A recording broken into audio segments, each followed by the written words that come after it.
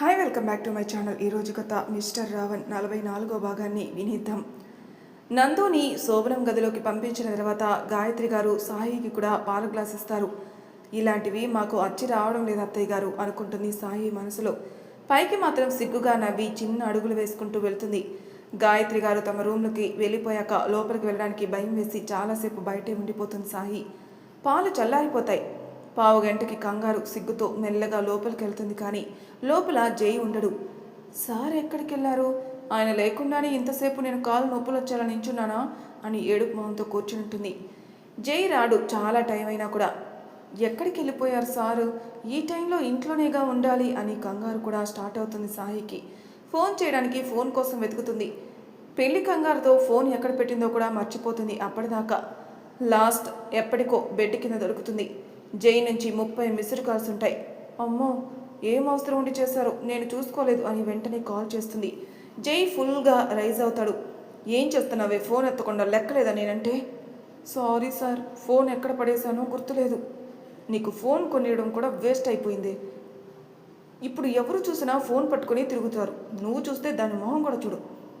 నాకు అవసరం ఏముందని చూడను సార్, మీకు తెలుసుగా. మరి నేను చేసినప్పుడు ఎలా తెలుస్తుంది? ఇక్కడ నుంచి జాగ్రత్తగా దగ్గరే అంటి పెట్టుకుంటాను. నాకు నమ్మకం లేదు. నమ్మకం గెలుస్తాను సార్. చూద్దాం. ఇంతకీ ఇన్నిసార్లు ఎందుకు ఫోన్ చేశారు సార్? ఏదైనా ముఖ్యమైన పని ఉందా? అవును, చాలా ఇంపార్టెంట్. అందుకే అన్ని కాల్స్ చేశాను. కానీ ఏం లాభం? నువ్వు ఎత్తలేదు. మళ్ళీ సారీ సార్. ఏంటో చెప్పండి. ఒక్కదానివే గదిలో కూర్చొని ఏం చేస్తున్నావే? మీకోసమే వెయిట్ చేస్తున్నానండి. ఎప్పుడు వస్తారు? నేను రాను, నువ్వే రావాలి. ఎక్కడికి సార్? మీరెక్కడున్నారు అసలు? ఈ టైంలో బయటకు ఎందుకు వెళ్ళారు? నాతో అస్సలు చెప్పలేదు. స్టాప్ సాహి. వదిలితే ప్రశ్నల మీద ప్రశ్నలు వేస్తావు. నన్ను చెప్పనివ్వు అని అంటాడు జై కొంచెం కోపంగా. చెప్పండి అంటుంది సాయి. వెంటనే రూమ్ లాక్ చేసేసి టెర్రస్ మీదకి వచ్చేయమని చెప్తాడు. అంటే మీరు ఇప్పటిదాకా ఇంట్లోనే ఉన్నారా? నేను బయటికి వెళ్ళి ఫోన్ చేస్తున్నారేమో అనుకుంటున్నాను సార్. ఇంత ముఖ్యమైన పని పెట్టుకుని బయటికి ఎందుకు పోతాను పిచ్చి రాక్షసి? తొందరగా వెయిట్ చేస్తున్నాను, రా నేను అని అంటాడు జై. అలాగే సార్, వస్తున్నాను. ఆ చల్లారిపోయిన పాలు అక్కడే వదిలేసి ఫోన్ కూడా కిందనే పడేసిరా. కానీ పాల గ్లాస్ ఖాళీ అవ్వకపోతే పొద్దున్నే అత్తయ్య గారు ఏమంటారు? నీ బూతులు వస్తున్నాయి నీ అమాయకత్వానికి. తాగేసిరా అంటాడు కోపంగా. సాహి బొంగమూతి పెట్టి మాట్లాడేలోపే ఫోన్ పెట్టేస్తాడు. అసలు చెప్పేది వినిపించుకోరు కదా ఈ సారు.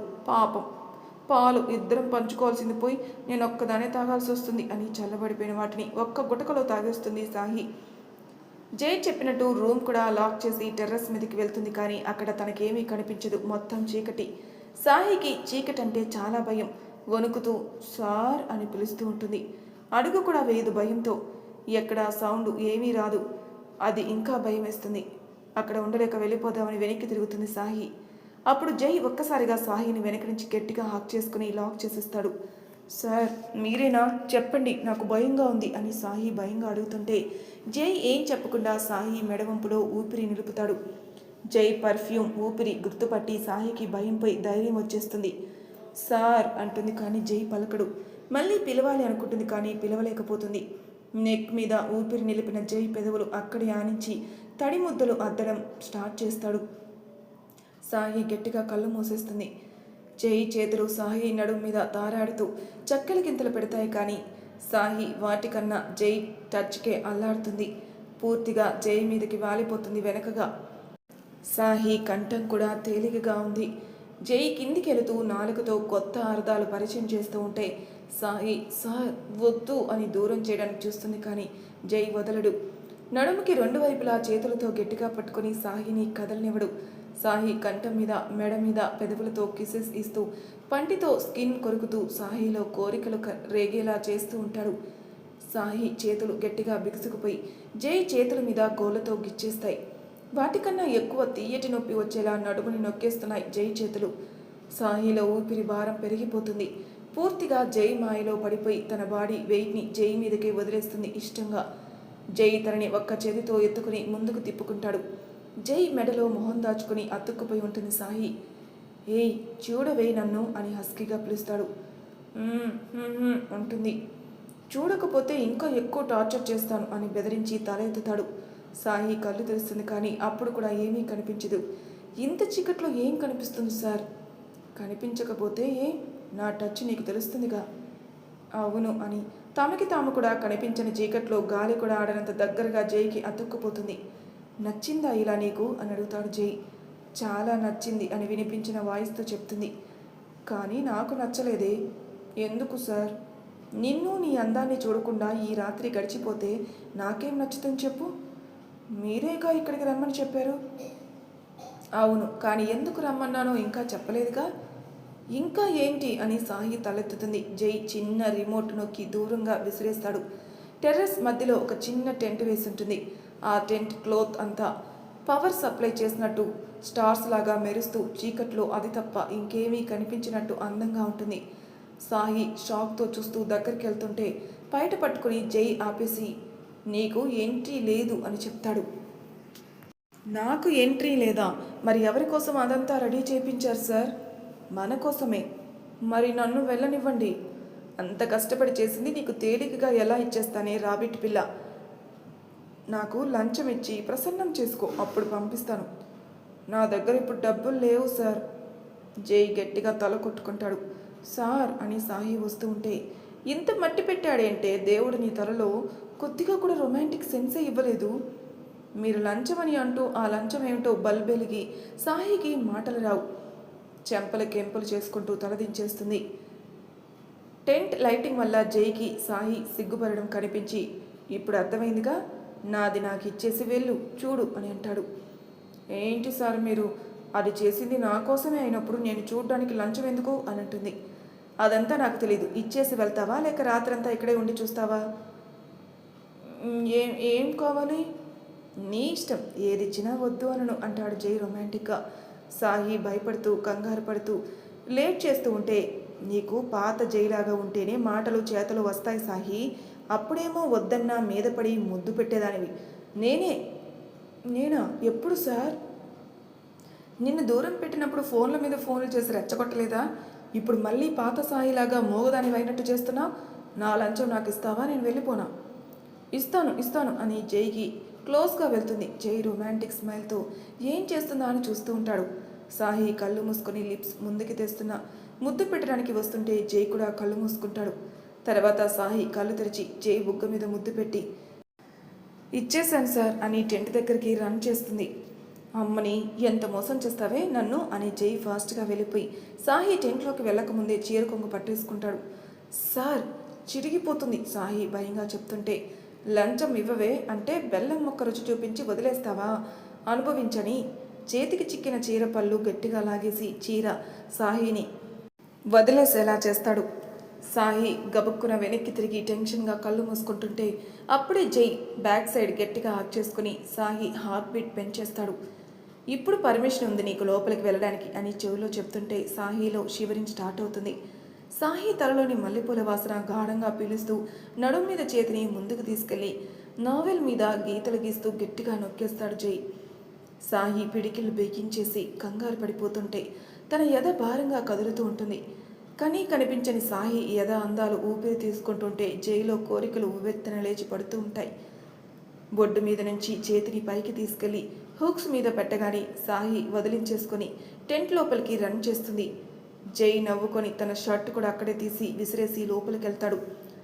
సాహి చిన్న పిల్లర్ పట్టుకుని బయటకన్నా 10 times అందంగా ఉన్న లోపల టెంట్కి కళ్ళు విప్పార్చి చూస్తూ ఉంటుంది.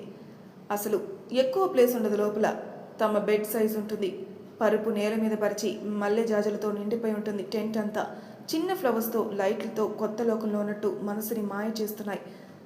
బెడ్ పక్కన మత్తైన వాసన నైట్ మొత్తం వచ్చేలా అగరబత్తుల వెలుగుతూ ఉంటాయి. సాహి టెంట్కి వేసిన ఫ్లవర్స్ చేత్తో తీసుకుని తడుముతుంటే షర్ట్ తీసేసిన జై లోపలికి వస్తాడు. సాహికి గొంతు తరాడిపోయింది. జై కండలు తిరిగిన దేహం అప్పుడు చూస్తూ ఉంటే లంగా జాకెట్ మీద మాత్రమే ఉన్న సాహిని చూసి జై కూడా రెప్ప కొట్టకుండా చూస్తూ ముందుకు వస్తూ ఉంటాడు. సాహి అడుగులు వెనక్కి పడతాయి. టెంట్ దగ్గరికి వెళ్ళాక ఇంకా వెళ్తే టెంట్ కూలిపోతుంది, నా కష్టం వేస్ట్ అయిపోతుంది అని చెప్పి సాయి కళ్ళకి బ్రేక్స్ వేస్తాడు జై. ఇక తప్పించుకోవడానికై అవకాశం లేదని సాహి పెదవులు కొరుకుతూ తలదించేస్తుంది. జై ఫస్ట్ ముద్దు సాహి నుదురు మీద పెట్టి భయంగా ఉందా అంటాడు స్లోగా.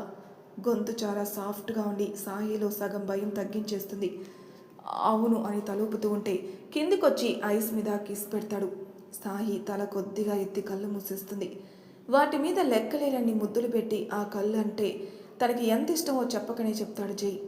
తర్వాత చెంపకి చారడేసి ఉన్న చెవి తమ్మెలని కొద్దిగా కొరుకుతూ సాహి తనకి అతుక్కునేలా చేస్తాడు. సాహి మెత్తని శరీరం తనని టచ్ చేయగానే ఉద్రేకం ఇంకా పెరిగి బుగ్గల మీద ఘాట్లు పెడతాడు.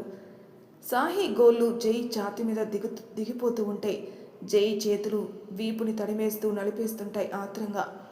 బుగ్గలని ఎర్రగా చేశాక పెదవుల దగ్గరకొచ్చి పంటి కింద దాచేసిన లిప్స్ని తనతో కలుపుకొని డీప్ కిస్గా మార్చేస్తాడు జై.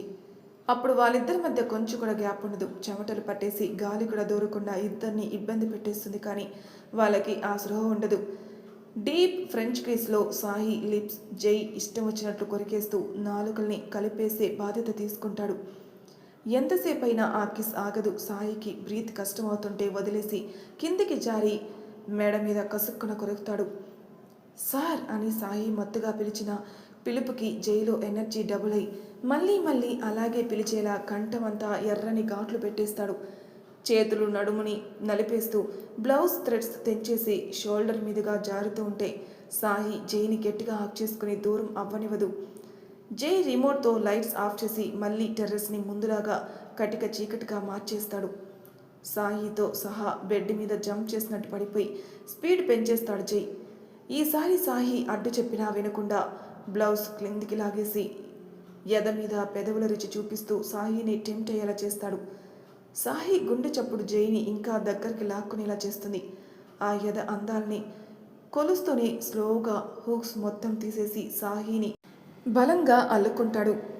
సాహి ఊపిరి భారం అవుతున్న జైని మత్తుగా పీలుస్తూ సహకరిస్తుంది. దగ్గరికి లాక్కుంటుంది. వద్దు అంటుంది. అన్నీ జైని రెచ్చగొట్టేవే అయ్యి ఇద్దరి మధ్య ఉన్న కొంచెం దూరం కూడా పోయి దుప్పటి కింద ఒకరి కింద ఒకరు నలిగిపోతారు. ఆ రాత్రంతా నందు రౌడీయిజంతో ప్రీతం నైట్ మొత్తం నేల మీదే పడుకుంటాడు. అలవాటు లేక నిద్ర సరిగ్గా పట్టదు. నందు దిండు కూడా ఇవ్వలేదు. అందుకని మెడ నొప్పి వస్తుంది. తెల్లవారాక పడుకుంటాడు ఇబ్బంది పడుతూ. రోజు లేచే టైంకే నందుకి మెలకు వచ్చి బద్ధకంగా ఒళ్ళు విరుస్తూ లేస్తుంది. ప్రీతం కనిపిస్తాడు నేల మీద. చేతులు తల కింద ఒత్తుగా పెట్టుకుని మొహం ముడుచుకుని ఉంటాడు. నిద్ర పట్టలేదని చిరాకుతో నందుకి నవ్వొచ్చి ఒక దిండు కింద పడేసి బాతింగ్ చేయడానికి వెళ్తుంది. బాత్ అయ్యొచ్చాక కూడా లేవడు ప్రీతం. ప్రీతం వేకప్, చాలా టైం అయింది అని పిలుస్తుంది. అంత మత్తులో లేకపోవడం వల్ల లేస్తాడు పిలవగానే. పైకి లేస్తూ నడుం పట్టేసి నడుం మీద మెడ నొప్పితో మెడ పట్టుకుని అబ్బా అయ్యా అంటూ ఉంటాడు. అంత నొప్పి తెచ్చుకోవడం దేనికి? దిండేసుకొని పడుకోలేవా? నువ్వు ఇస్తేనే కదే నేను దిండైనా దుప్పటైనా వేసుకోవడానికి. నీకు బుర్రే లేదనుకున్నాను. కళ్ళు కూడా లేవా? ఏమన్నావే? నాకు కళ్ళు లేవా? నీకు మెమరీ లేదు. అదేంటి అని నేల మీద వేసిన దిండుని తీసి అడుగుతుంది. ప్రీతం షాక్ అయి ఇదెక్కడి నుంచి వచ్చింది? రాత్రి లేదుగా అంటాడు. సరిగ్గా చూస్తే కనిపించేదేమో. కళ్ళు నెత్తి మీద పెట్టుకుని నన్ను ఎలా తిట్టాలి అని మాత్రమే ఆలోచించుంటావు. ఆలోచించింది నిజమే, కానీ నేను దిండి కోసం చూశానే అని చెప్పి నాలుగు ఖర్చుకుంటాడు. నందు ఖాళీలా చూస్తూ ఉంటుంది. ప్రీతం పళ్ళు చూపిస్తూ ఉంటే ఏమని తిట్టుకున్నావు నన్ను చెప్పు అంటుంది. నేనేం తిట్టుకోలేదు నందు, ఊరికే అన్నాను, అలవాట్లు పొరపాటు. నీ మొహానికి అబద్ధాలు చెప్పేంత సీన్ లేదు. థ్యాంక్స్. ఎందుకో నాకు అబద్ధాలు చెప్పడం రాదని కాంప్లిమెంట్ ఇచ్చినందుకు. కనీసం నేను మనసులో ఒకటి పైకి ఒకటి పెట్టుకుని మాట్లాడను అని అర్థమైతే చాలు. నందు ఏమనదు. నాకు ఆకలేస్తుంది, ఫ్రెష్ అయి వస్తావని అని వెళ్తూ నువ్వు ఇలాగే కిందికి వెళ్ళిపోతావా అంటాడు. మరి ఎలా వెళ్ళాలి? కొత్త పెళ్లి కూతురు శోభరం గది నుంచి బయటికి వెళ్ళేటప్పుడు సినిమాల్లో ఏవేవో చూపిస్తారుగా. అంటే నేను జుత్తు చెరుపుకొని చీర నలుపుకొని వెళ్ళాలా? బాత్ కూడా చేసేసాక? చేయకుండా వెళ్ళాల్సింది. బుర్రన్న వాళ్ళు ఎవరూ నమ్మరు. ఏ నీకు బొట్టు చెరుపుకోవడం చీర నలుపుకోవడం రాదా? నీ బూతులు వస్తున్నాయి నీతో మాట్లాడాలన్నా కూడా. ఆడపిల్లవైతేనే కదా నువ్వు.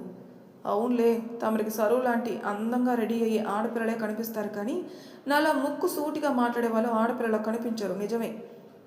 ఇప్పుడు ఆ టాపిక్ ఎందుకు లేనందు, నువ్వు ఆడపిల్లవైలే. నీ తొక్కల జడ్జిమెంట్ నాకు అక్కర్లేదు. కొంచెం బుర్ర పెంచుకో చాలు. ఏంటి ఇప్పుడు నేను బొట్టు చీర చెరుపుకొని వెళ్తే మన మధ్య ఏదో అయిపోయిందని నమ్మే వాళ్ళు ఒక్కరైనా ఉన్నారా ఇంట్లో? రాత్రి దాకా కొట్టుకొని కలిసిపోయామంటే చిన్నపిల్లలు కూడా నమ్మర్రా పీత మొహం. ఎవరే పీత మొహం? నువ్వే పిశాచి మొహం. నీకు టేస్ట్ లేదని నాకెప్పుడో తెలుసు కాబట్టి నేను అందంగా ఉన్నానని నీకు తెలియదు అని నాకు తెలుసు. ఏమన్నావు? మళ్ళీ చెప్పు. నేను ఏదైనా ఒక్కసారి చెప్తాను, విని అర్థం చేసుకోవడం నీకు రాదులే. అబ్బా, ఏం మాట్లాడినా మళ్ళీ అక్కడికే వస్తావేంటి? నేనేం చేసినా మీ పెళ్ళి ఆపడానికే చేశానని మనసులో నన్ను బండబూతులు నువ్వు తిట్టుకున్నావుగా. తిట్టుకున్నాను, కానీ బండబూతులు కాదు, నాకు బూతులే రావసలు. మరి ఏమొచ్చు, చూడడం వచ్చా? ఏంటి? ఆ పిల్లతో పెళ్ళికి ముందే కాపురం కూడా చేస్తావు. నువ్వు బుద్ధిమంతుడు అంటే ఎవరైనా నమ్ముతారా? అసలు ఎక్కడి నుంచి ఎక్కడికి తీసుకెళ్తున్నావు నందు? నా ఇష్టం, నాకు నచ్చింది మాట్లాడతాను. మాట్లాడుకో తల్లి, మాట్లాడుకో. నీతో వాదన నా వల్ల కాదు. గుడ్, ఇన్నాళ్ళకి సత్యం తెలుసుకున్నావు.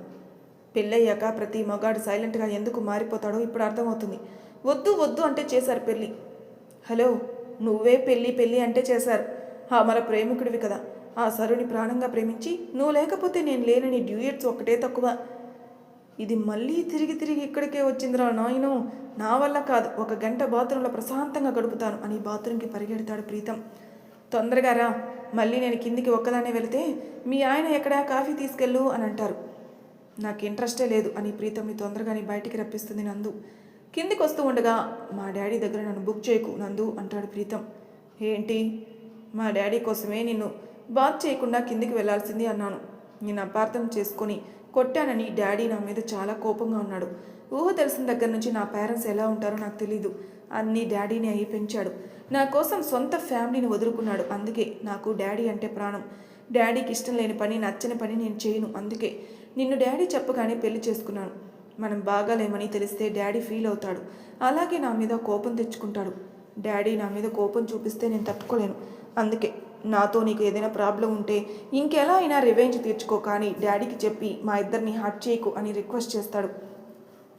నందు జాలిగా చూసి సరే అంటుంది. గాయత్రి గారు, మహేంద్ర గారు డైనింగ్ టేబుల్ దగ్గర టిఫిన్ తింటూ గుడ్ మార్నింగ్ చెప్తారు. పని మనిషికి వాళ్ళకి కూడా వడ్డించమని చెప్తారు గాయత్రి. రాత్రి గురించి ఆలోచించడం వేస్ట్ అని ఎలాంటి ఆశలు పెట్టుకోరు కూడా వాళ్ళు. అందుకే పెద్దగా పట్టించుకోరు. కానీ సాయి, జైలుకి కూడా శోభనం అనుకున్నారు కాబట్టి వాళ్ళ కోసమే చూస్తూ ఉంటారు. అది నందు ప్రీతంలకి తెలియక, అన్నయ్య వదిన ఎక్కడ మాం అంటాడు ప్రీతం. ఇంకా కిందికి దిగలేదు నాన్న, పెళ్లి పనుల్లో అలసిపోయి రెస్ట్ తీసుకుంటున్నారేమోలే అంటారు. అన్నయ్యతో ఒకసారి మాట్లాడాలని ప్రీతం టిఫిన్ చేశాక పైకి వెళ్ళి జై రూమ్ డోర్ కొడతాడు. కానీ ఎవరూ తీయలేదని డోర్ ఓపెన్ చేస్తే ఓపెన్ అయిపోతుంది. వెనకాల నందు కూడా చూసి ఇదేంటి రూమ్లో లేరా అంటుంది. కిందికి రాలేదంది మామ్. మరి ఇంత పొద్దున్నే ఏమై ఉంటారు? టెర్రస్ పైకి వెళ్ళారా అని వెళ్తాడు ప్రీతం. టెర్రస్ డోర్ లాక్ చేసేస్తాడు జై రాత్రి. నందు కిందికి వెళ్ళి స్పేర్ కీ తెచ్చి డోర్ ఓపెన్ చేస్తుంది తనే. దూరంగా టెంట్, నేల మీద పడిపోయిన శారీ సాయిది. జై షర్ట్ చూసి ఫాస్ట్గా డోర్ లాక్ చేసేస్తుంది మళ్ళీ. మరి తర్వాయి భాగంలో ఏం జరుగుతుంది నెక్స్ట్ ఎపిసోడ్లో తెలుసుకుందాం. అంతవరకు నా ఛానల్ సబ్స్క్రైబ్ చేయని వాళ్ళు ప్లీజ్ సబ్స్క్రైబ్ చేసుకోండి. లైక్ చేసి షేర్ చేయండి. మీ అభిప్రాయాలు నాకు కామెంట్ రూపంలో తెలియజేయండి. Thank you for listening.